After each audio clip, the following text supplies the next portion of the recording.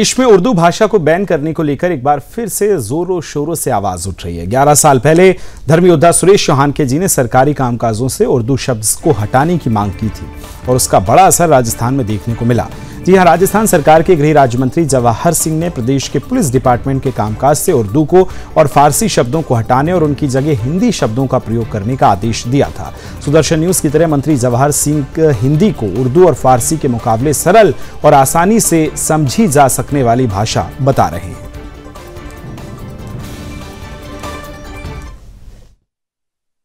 नायब तहसीलदार की भर्ती के अंदर जिस प्रकार उमर सरकार ने अपना मंतव्य स्थापित किया है और उन्होंने अपनी मनोभाव दिखाया है कि उनकी नीयत क्या है, वो एक पूरे खित्ते के खिलाफ है और लगभग 70% जम्मू कश्मीर की आबादी के खिलाफ है, जो नौजवान कई सालों से बहुत देर से तैयारी कर रहे थे और उनको आशा अपेक्षा थी कि कब नायब तहसीलदार की भर्तियां खुलेंगी और उनको मौका मिलेगा, परंतु उर्दू को कंपलसरी करके उन्होंने एक 70% आबादी को इससे वंचित किया है। तो राजस्थान सरकार के इस फैसले का स्वागत करते हुए सुदर्शन न्यूज के जनता को जागरूक करने वाले प्रोग्राम जागो में एक बार फिर हमने आवाज उठाई थी, जिसमें हिंदू फारसी और हटाकर जो फारसी शब्द हैं उसमें हटाकर हिंदी को प्राथमिकता देने पर हमने जोर दिया था। युवा पत्रकार प्रदोष सुरेश चौहान जी ने अपने शो में यह मांग की थी कि राजस्थान की तरह पूरे देश में उर्दू को बैन किया जाए और आज वो मुहिम सफल होती नजर भी आ रही है।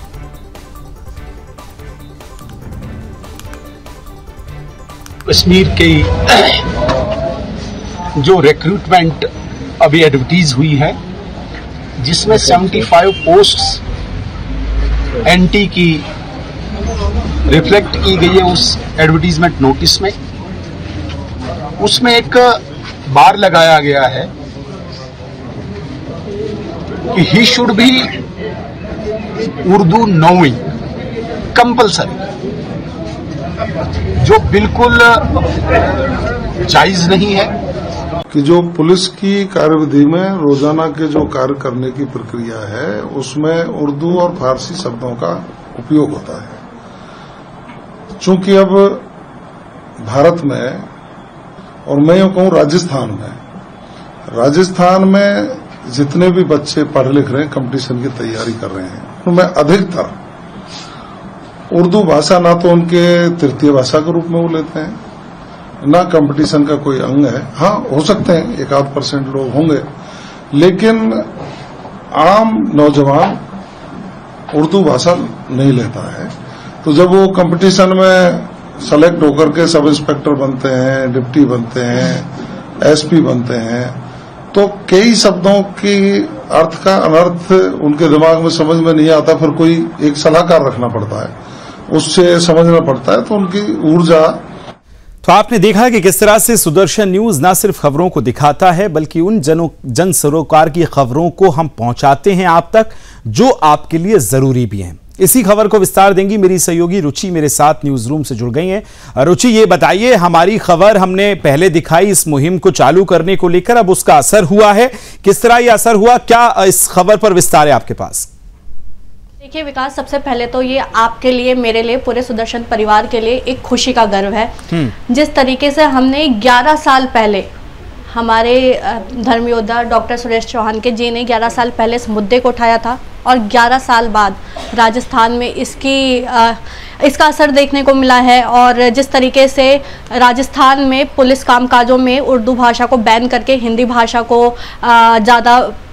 दिखाया गया है, ये बोला गया है कि हिंदी भाषा का ज़्यादा से ज़्यादा प्रयोग किया जाए, ये अपने आप में एक बहुत बड़ी सफलता है। और जिस तरीके से जागो प्रोग्राम में, हमारे सुदर्शन न्यूज़ के एक सबसे अच्छे प्रोग्राम जागो में इस मुद्दे को फिर से उठाया गया और उसकी दोबारा हमें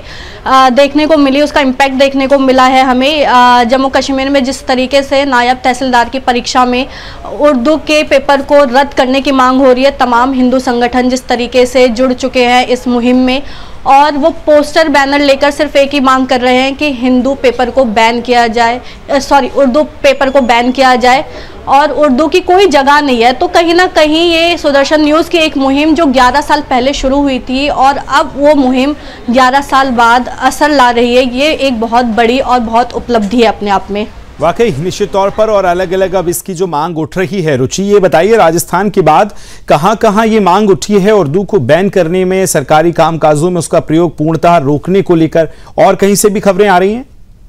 देखिए, राजस्थान के बाद जम्मू कश्मीर और अभी कहीं ना कहीं ये खबर है कि शायद उत्तर प्रदेश में भी इस तरीके की मांग उठ रही है। हालांकि अभी ये साफ नहीं है, लेकिन हो सकता है कि जल्दी हमें इस बात की आधिकारिक पुष्टि हो जाए कि उत्तर प्रदेश में भी इस तरह की मांग उठ रही है। लोग उर्दू भाषा को पूरी तरीके से बैन करने के लिए कह रहे हैं और कह रहे हैं कि हमें सिर्फ हिंदी भाषा का ही इस्तेमाल करना है। आप देखिए, उर्दू भाषा वो है जिसे बहुत कम लोग समझते हैं, बहुत कम लोग पढ़ना जानते हैं, और फिर भी सरकारी कामकाजों में जब ऐसे शब्दों का प्रयोग होता है जिससे आम जन बहुत जल्दी बातचीत नहीं कर पाता है, समझ नहीं पाता है उसको, लेकिन ऐसे में बहुत सारे लोग उर्दू शब्दों का प्रयोग करते हैं। कहीं ना कहीं एक राजनीति है। बहुत सारे लोग इन उर्दू भाषा के ज़रिए अपनी राजनीति साधने की कोशिश करते हैं, लेकिन जो ये मुहिम सुदर्शन न्यूज़ ने उठाई थी और उसका 11 साल बाद, भले ही थोड़ा सा लेट, लेकिन एक ज़बरदस्त इम्पैक्ट देखने को मिला है। ये बहुत ही खुशी की बात है और वो